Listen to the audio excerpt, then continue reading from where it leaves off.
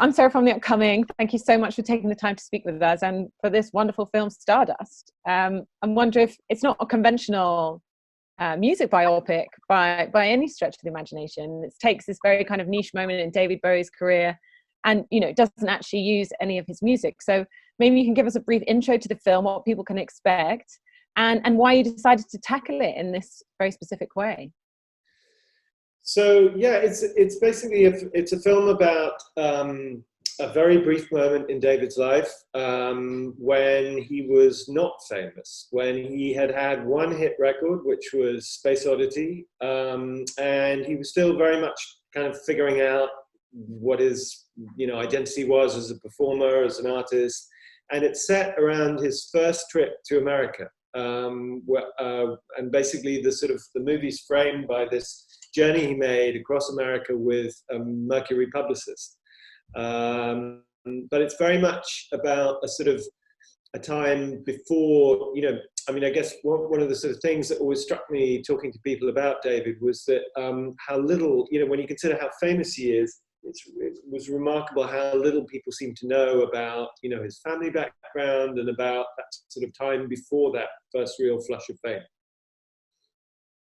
And was it a challenge not being able to use the music? I mean, it kind of becomes part of it in a way because, of this kind of what seemed like a disastrous tour in some respects, he wasn't able to perform in the way that he wanted to. But actually it became, the genesis of his future persona, the Ziggy Stardust persona. So how did you kind of tackle that?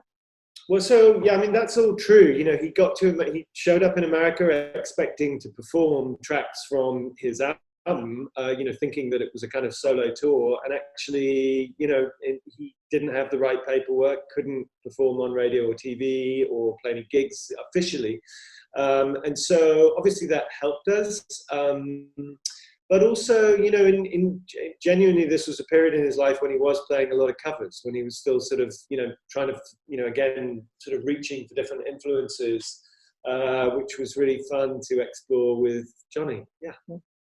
And from my perspective, I think nobody's as interested in seeing me sing the David Bowie songs that more than actually listening to David sing the records. I'm never interested in seeing, Rami Malek being Freddie. I'd rather watch the real thing. And I think the whole point of our film was to show a David that people didn't know. So I think, we never expected to have the music. It was never part of the design, and that was what attracted me to the film. Was it wasn't going to be a jukebox musical. It was just looking in the space around the music and who David the man was at this time in these kind of very interesting sort of set of circumstances and the stuff that we don't know about him, basically.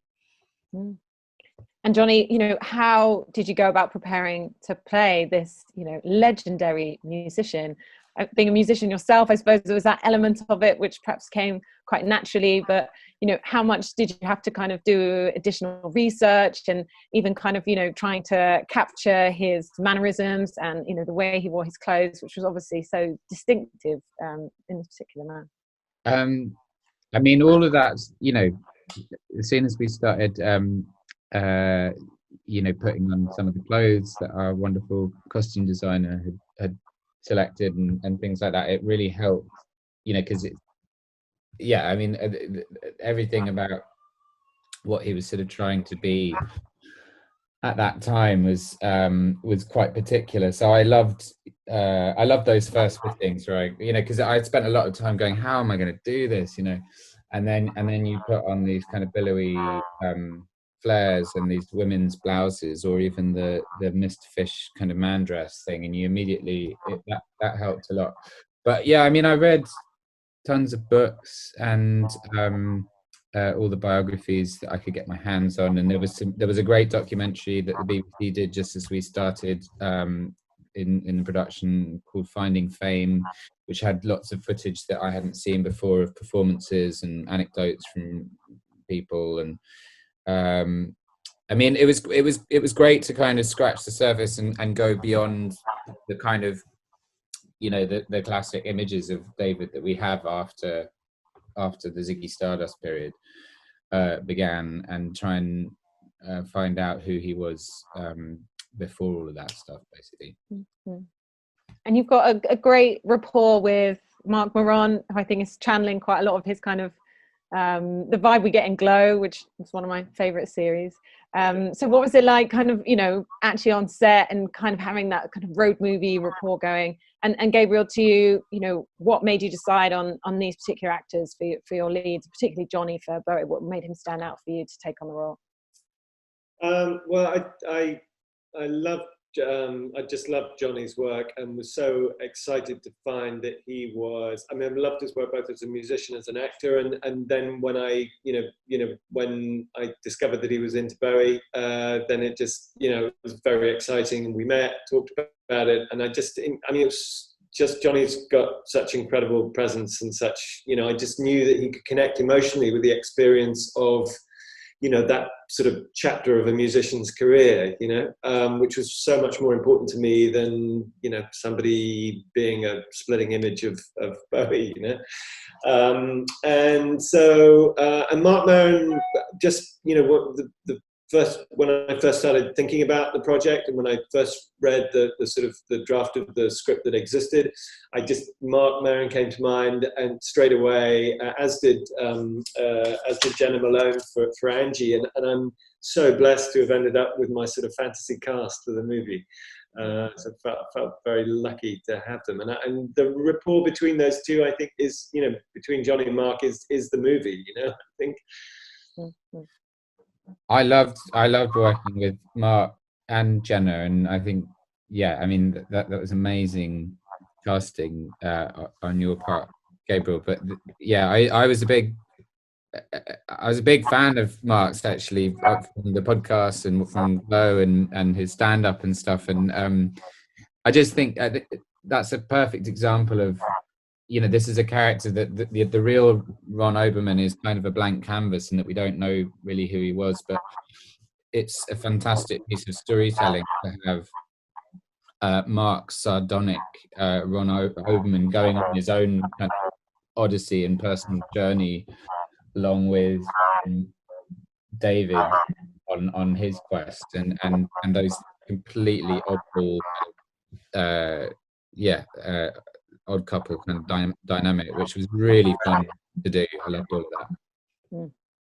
And how does it feel to be putting a film out right now? I mean, it's such strange times. We're back in lockdown again in the UK, but perhaps it's a better time than ever for putting out kind of artistic and cultural output, because people need that escapism, perhaps. So how does it feel to put a film out in this moment?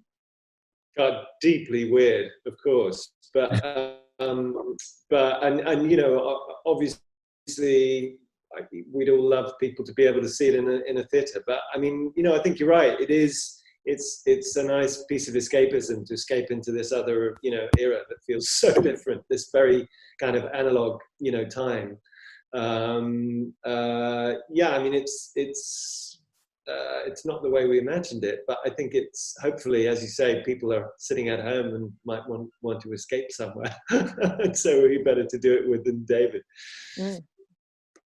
It's quite, this is quite a small film, and actually around, if this came out in America in December, and normally you've got the run of kind of Christmas blockbusters and the James Bond film and this, that, and the other, and so this is it's an interesting time for smaller films to find a landing spot, because normally there's a lot of other noise, and I think people have the time, as you say, to watch things at home. It's a shame not to see things in the cinema, but in lots of ways it's quite good for this film, I think. Okay, well, I think I'm out of time, but thank you so much, both of you, for speaking with me, and thank you for this.